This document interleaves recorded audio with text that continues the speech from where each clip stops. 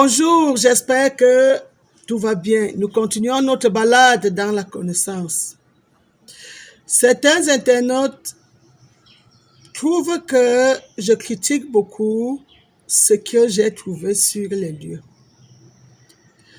On définit une critique comme un jugement défavorable porté sur quelqu'un ou quelque chose. Ou alors avoir la qualité de distinguer les qualités ou les défauts d'une chose ou de quelque chose.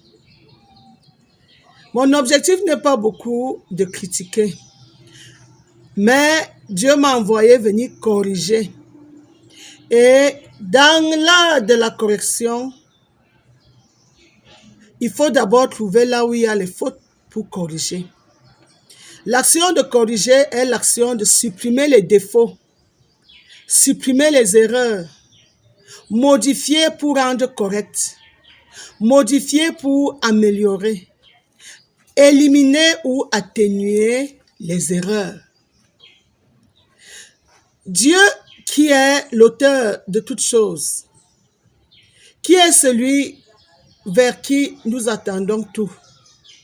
Je peux l'appeler notre providence. Lorsque ses œuvres sont en difficulté comme les hommes le sont sur la terre aujourd'hui, difficulté à beaucoup de niveaux, difficulté au plan sanitaire, difficulté au plan valeur, difficulté même au plan religieux, difficulté parce que quand vous voyez les divisions dans ce monde comme il est aujourd'hui, ça veut dire que ils ont des difficultés à s'entendre. Alors, Dieu qui m'envoie donc corriger, m'a d'abord corrigé moi-même. Et depuis que ces corrections ont été faites à mon niveau, nos relations sont meilleures. Et ma vie se retrouve à avoir des solutions dans les domaines qui, selon les hommes, ne pouvaient plus avoir des solutions. Je vais vous donner un exemple. On m'a découvert les fibromes, j'avais 17 ans. Je n'avais même pas encore connu un homme. J'ai été dans des hôpitaux pendant 10 ans. D'un médecin à un autre, d'un gynécologue à un autre, d'une échographie à une autre, d'un traitement à un autre pendant 10 ans. Et 10 ans plus tard, au lieu qu'on me signale que la maladie est finie, on m'a plutôt signalé qu'on devait me faire une hystérectomie générale. Ça veut dire que les 10 ans de traitement n'auront servi à rien. Alors, lorsque j'ai fait la connaissance de Dieu, ayant corrigé toutes ces erreurs telles que je vous les donne aujourd'hui, Dieu a corrigé mon appareil génital au point où celle qui, selon les médecins, était déclarée stérile née. Aujourd'hui, j'ai déjà fait 6 enfants. 6. Alors, des valeurs comme celle-là, que Dieu ait corrigé mon état de santé et que ce qui était impossible devienne une possibilité, j'ai alors compris que il est nécessaire à nous tous sur cette planète Terre de corriger ces erreurs. Les maintenir ne fait que nous enfoncer, mais les corriger nous aide à nous relever, à comprendre que ce qui était un rêve, ça peut devenir une réalité. C'est pourquoi je viens aussi et je tiens à venir corriger aussi dans vos têtes, dans cette société, dans le monde auquel nous vivons, au milieu des Homo sapiens. Parce que lorsque les erreurs sont corrigées, vous ne pouvez pas vous imaginer comment la perfection est savoureuse, elle est bonne. Ça ne sert à rien de traîner un lot d'erreurs, de génération en génération. Arrêtons de nous comporter comme des moutons. D'ailleurs, beaucoup pour parler de Dieu parlent des œuvres de Dieu comme les brebis de Dieu. Dieu m'a posé la question que quand vous êtes devenus des brebis, où sont donc mes hommes?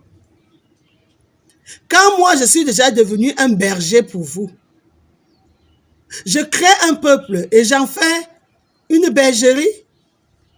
Dieu m'a dit non, remettez chaque chose à sa place. Vous, j'ai fait de vous des humains. Et il y a des chèvres qui sont là, qui n'ont pas la même réflexion que vous et qui sont même trop bêtes. Arrêtons de fonctionner comme des moutons. Nous ne sommes pas des moutons. Certains se plaisent à nous appeler tellement brebis de Dieu, brebis de Dieu. Quand quelqu'un t'appelle déjà une brebis, c'est une insulte. Parce qu'une brebis est bonne à tuer et à être mangée. C'est ça son utilité. L'homme n'est pas né pour qu'il vienne être tué et être mangé. L'homme est une tête que Dieu a mis au milieu de ses êtres pour qu'il les gouverne, il les apprécie, il les utilise pour parfaire beaucoup de choses et rendre son atmosphère agréable. Alors, quand nous sommes donc déjà traités comme des brebis, c'est qu'il y a problème. Dieu n'aime pas qu'on puisse nous appeler ses brebis. Il dit que nous sommes ses enfants. Vous voyez cette évolution-là? Tu quittes d'une brebis de quelqu'un à son enfant. Mais c'est l'apothéose. Je ne sais pas si vous comprenez même l'impact de ces corrections que Dieu apporte dans notre quotidien. C'est comme certains, au lieu de savoir que c'est Dieu qui est une bénédiction et Dieu doit leur verser des bénédictions par rapport aux actes qu'ils posent tous les jours, eux, ils se mettent plutôt à bénir Dieu. Ils passent le temps à dire, oh Dieu, je te bénis. Oh Seigneur, je te bénis. Est-ce que l'homme qui n'est pas une bénédiction peut bénir celui qui est une bénédiction? Par rapport à ça, il parle des orientations. Donnons des orientations à tout ce qu'on fait. Nous venons de Dieu, Dieu ne vient pas de nous. Alors, si la rivière commence déjà à grimper la colline, ce n'est plus normal. Les rivières sont plutôt censées descendre les collines. Alors, la bénédiction vient de Dieu à nous les humains et non de nous les humains à Dieu. Quand tu entends un être humain qui dit, oh Dieu, je te bénis, je te sanctifie, tu ne peux pas bénir Dieu, tu ne peux pas le sanctifier. Va plutôt auprès de Dieu pour que Dieu te bénisse et que lui, il nettoie en toi toutes les saletés et toutes les souillures dont ton âme et ton être sont victimes aujourd'hui. Alors, Maman Bouquet corrige parce qu'elle a été corrigée et elle continue à être corrigée par l'être premier, la suprématie de tous les temps. Ici, ceux qui continuent à demander, elle vient même d'où? Je vais lire quelque chose. À vous, peuple lointain, prêtez-moi attention. J'ai été appelé par l'Éternel dès le sein maternel. Il a mentionné mon nom dès avant ma naissance. Il a fait de ma bouche une épée acérée. Il m'a couvert de l'ombre de sa main.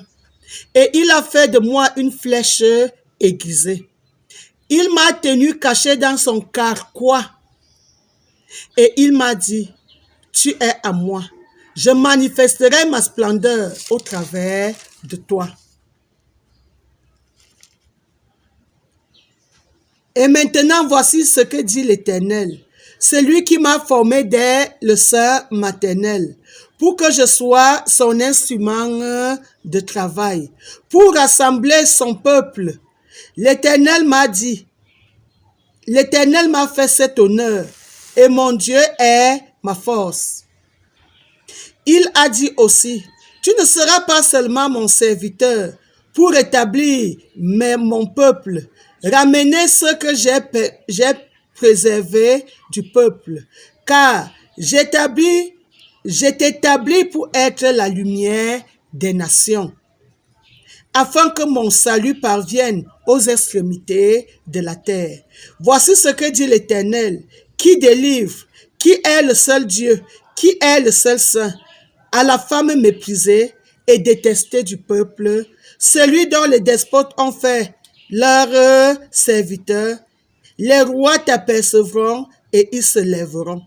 Les princes te verront et ils se prosterneront, afin d'honorer l'Éternel qui est fidèle, oui, le Saint qui t'a choisi. J'ai été ointe par l'Éternel Dieu le 4 juin 2005. J'ai reçu son arc-en-ciel en guise d'alliance avec son peuple. Il a versé sur tout mon être. Ce fut un 6 octobre 2005. Il a établi tout cela pour que je vienne éclairer son peuple. Et je ne peux point éclairer sans toucher les points par où le mal ou l'obscurité s'est déversé. Souffrez que je critique afin d'apporter les corrections.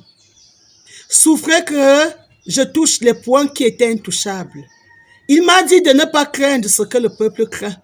Il m'a dit de ne pas aller dans le sens où le peuple va. Mais il a dit qu'il établit un nouveau repère, une alliance nouvelle avec un peuple qui avait déjà perdu les coordonnées. Il faut que l'homme relève la tête et comprenne que c'est tellement important de connaître d'où on vient si on ne sait pas d'où on va. Celui qui nous a fait être sur cette terre sait à quel niveau nous sommes et sait où il est en train de nous amener vers ce futur qui est souvent obscur pour l'homme d'aujourd'hui. Parce que nous ne sommes pas nos propres œuvres, mais il y a un Dieu qui a peiné et qui a voulu que nous soyons sur terre pour un projet que lui seul maîtrise. Alors, corrigeons-nous, mes bien-aimés, et devenons meilleurs.